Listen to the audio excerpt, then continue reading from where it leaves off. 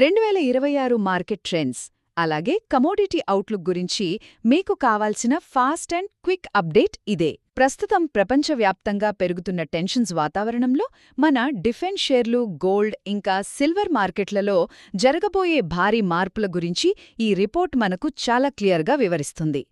సరే, మొదటిది ఏంటంటే 2026 మార్చి నెలలో, ముఖ్యంగా మార్చి 10-15 తారీఖుల మధ్య రాబోయే వార్ టెన్షన్స్ వల్ల డిఫెన్స్ రంగానికి చెందిన షేర్లు అకస్మాత్తుగా 40-60% వరకు ఎగిసిపడే ఛాన్స్ ఉంది. అవునండి, మీరు విన్నది అక్షరాల నిజం. ఇక రెండవది మన గోల్డ్ మార్కెట్ విషయానికొస్తే, ఇది ఇప్పుడు విపరీతమైన హెచ్చుతగ్గులతో ఉందన్నమాట. ఒకవేళ 10 గ్రాముల బంగారం ధర 1,53,000 కిందికి పడిపోతే అది ఇంకా దారుణంగా క్రాష్ అవ్వచ్చు.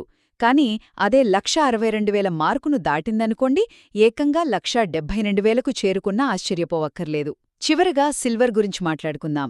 ఇండస్ట్రీస్ నుంచి ఉన్న భారీ డిమాండ్, దానికి తోడు ప్రపంచవ్యాప్తంగా దాదాపు 850 మిలియన్ ఔన్సుల సప్లై షార్టేజ్, అంటే ఒక భారీ కొరత ఉండటం వల్ల వెండి ధరలు అమాంతం పెరిగిపోయాయి.